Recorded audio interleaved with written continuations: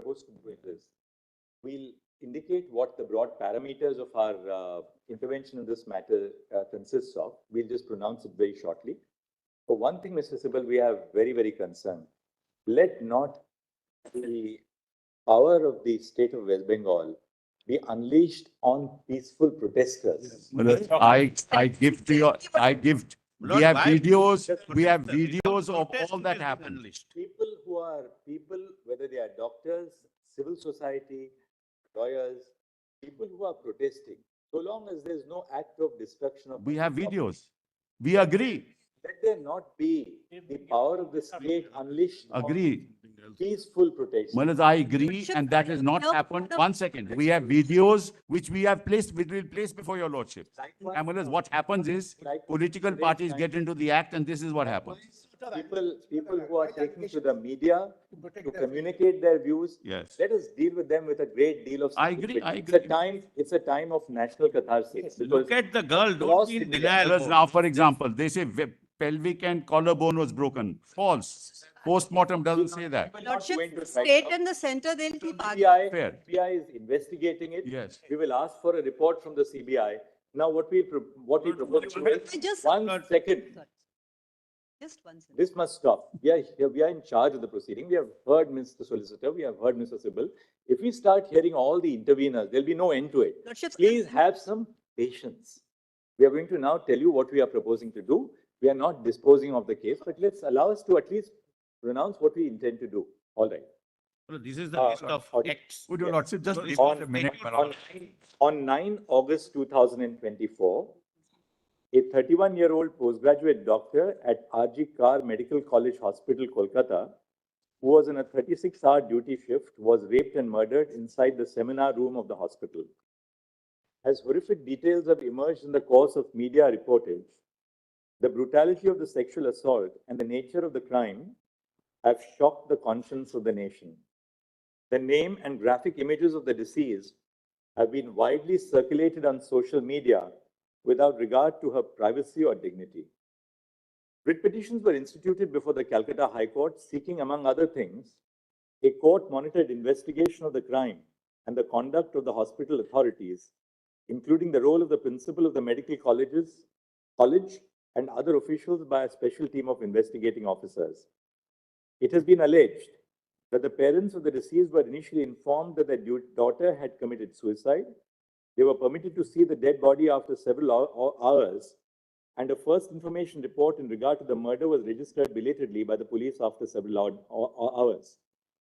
By its order dated 13 August 2024, the High Court transferred the investigation to the Central Bureau of Investigation. Following the incident, agitations and protests were called by doctors' associations, student bodies, and civic groups across the country. On the eve of Independence Day, several areas in Kolkata saw protests spurred by the Reclaim the Knife campaign. At 12:30 a.m. on 15 August, when a protest was underway at the hospital, a large mob assembled at the premises of the R.G. Kar Medical College Hospital and vandalized the emergency ward and other departments of the hospital. Following the acts of wanton disruption and vandalism, the Indian Medical Association, a private and voluntary organization of doctors in India, called for a nationwide withdrawal of medical services except emergency services for 24 hours on 17 August 2024. In the aftermath of the brutal incident and the demonstrations which followed, the state government was expected to ensure the deployment of the state machinery to prevent a breach of law and order. It was all the more necessary to do so since investigation of the crime which took place in the precincts of the hospital was underway. We are unable to comprehend how the state was not prepared to deal with the incident of vandalization of the premises of the hospital. Nationwide protests following the brutal incident in R.G. Kar Medical College Hospital have brought the issue of the lack of institutional safety for doctors to the forefront. Medical associations have consistently raised issues of the lack of workplace safety in healthcare institutions. Medical professionals, in the performance of their duties, have been unfortunate targets of various forms of violence. Hospitals and medical care facilities are open throughout the day and night. Medical professionals, doctors, nurses, and paramedic staff work round the clock. Unrestricted access to every part of healthcare institutions has made healthcare professionals susceptible to violence. Patients of relatives in anguish are quick to attribute untoward results to the negligence of medical professionals.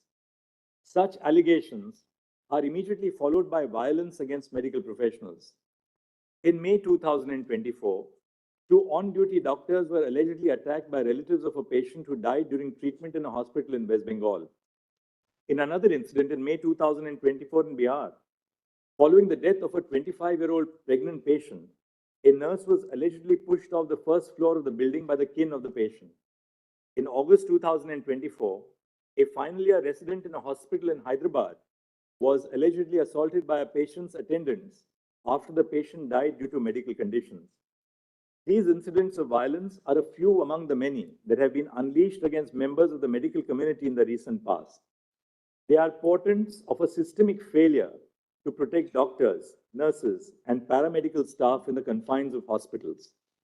With few or no protective systems to ensure their safety, medical professionals have become vulnerable to violence.